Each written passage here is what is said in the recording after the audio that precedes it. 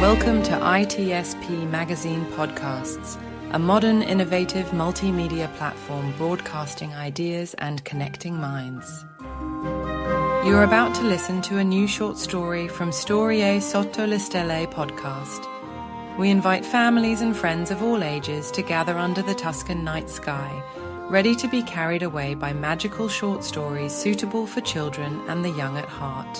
Here begins a wonderful adventure, a gift for all dreamers in search of enchantment, wonder, and wisdom. From the original Italian, here we present the English version. Now, let's all be quiet. The story is about to begin.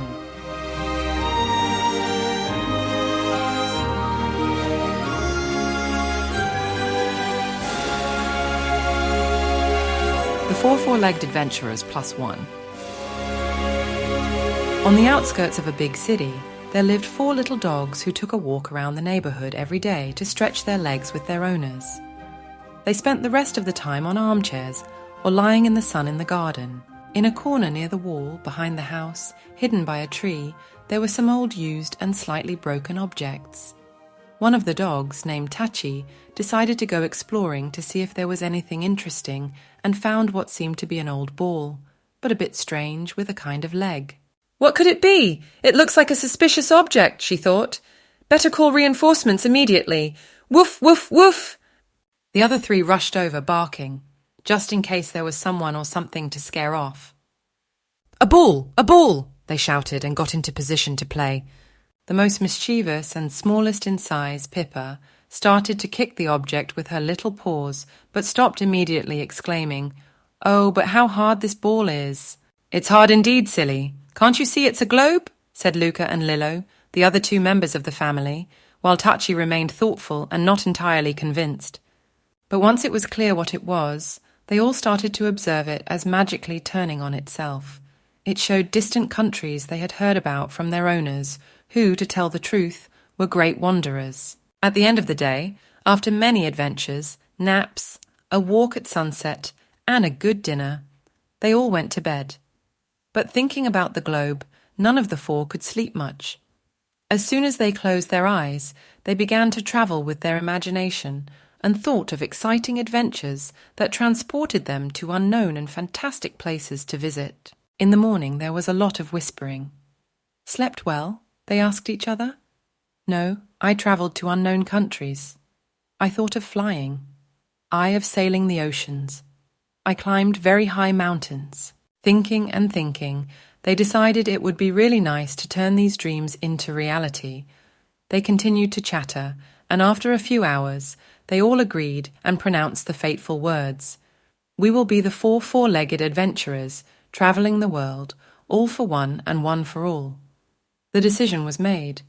But how could they start the adventure? Luca thought of the old wise dachshund Ettore, who lived in the neighbourhood and was a storyteller wizard by trade. They met him almost every day during their sunset walks.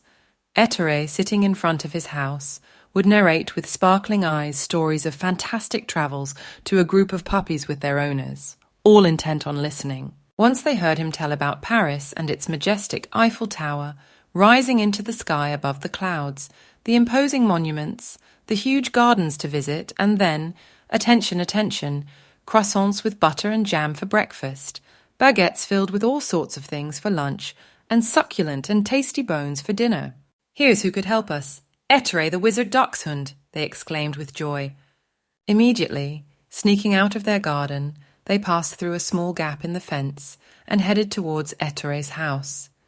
They arrived at 5 o'clock sharp, and Ettore invited them in for tea with cookies. The 4 adventurers, between one cookie and another, told him about the globe they found by chance and their desire for adventures. The wizard dachshund, who had already guessed everything, said, "With a spell, I can accompany you around the world and visit a place of your choice." The fantastic 4 four-legged adventurers shouted in unison, "Let's go to Paris!" "With pleasure," replied Ettore. All ready for departure, the wizard dachshund took his super magic wand, which he tapped 3 times on the ground, tock, tock, tock, and at the words "woof, woof" and "woof, woof," small glowing stars came out. Each one took a dog by the paw, lifting them into the air, and following the wizard, they set off for the adventure. At first they closed their eyes in fear, but "Look! Look!" said their guide, and opening their eyes they saw they were flying over oceans, seas, mountains, lakes, cities, and enchanted forests. How wonderful! Soon, suddenly, in the distance appeared the city of Paris. Floating like feathers in the wind, in a flash, they arrived almost touching the Eiffel Tower, which with its height pierced the clouds passing through the middle. The group landed on the roofs of Paris. How wonderful! Paris is really magical and fascinating. As they strolled through the streets of Montmartre, they decided to send a postcard to their owners to let them know about their trip. Address: to our house on the other side of the ocean, 3rd Street on the right, 9th on the left, garden with lemon tree, squirrels running around, possible hummingbird sighting, city of who knows, go find out. Shipping method: fast and magical light beam. Insured. Signature required upon delivery. After sending the postcard, they saw the famous Ferris wheel and without hesitation got on. On the second round, while enjoying the view of the city, an unexpected gust of wind made them spin in the air and fall into the water of the Seine with a splash, a plop, and then a great movement of paws and a collective barking. "Woof help! Woof help! Woof help! Woof help! Save us! We can't swim!" Luckily, a boat was slowly sailing right at that moment in the river. The crew rushed to save them all by throwing the lifeboat and pulling them on board. At the same time as the rescue, a big trouble arose. The sailors were none other than pirate dogs. Black flags with skulls and crossbones waved on the boat. The boatswain arrived on the deck of the ship and, scratching his nose, observed the scene, incredulous and also worried. The boat was on a special mission and carried a large treasure well hidden in the hold. Removing his round glasses, he said, "Oh, are you 007 spies?" In doubt, the 4 dogs were taken prisoners and tied to the back of small chairs. In that hubbub, the captain appeared on deck. He wore a bandana with skulls, a belt with pistols, a sword and boots, and an eye patch over his right eye, but he didn't look threatening.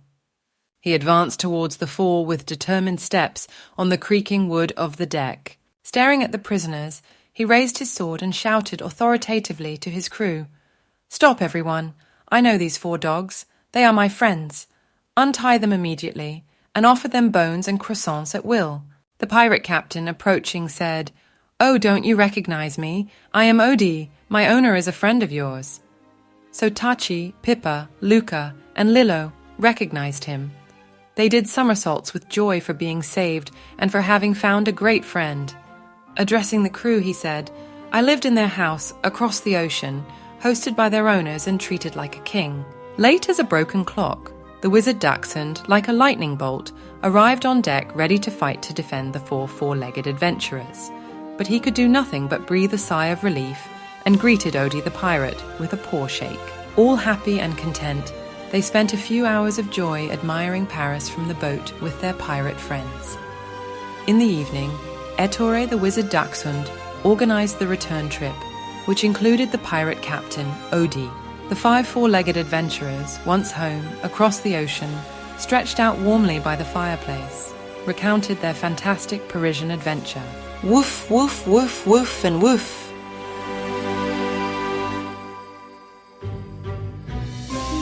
We hope you enjoyed this episode of the Storie Sotto le Stelle podcast.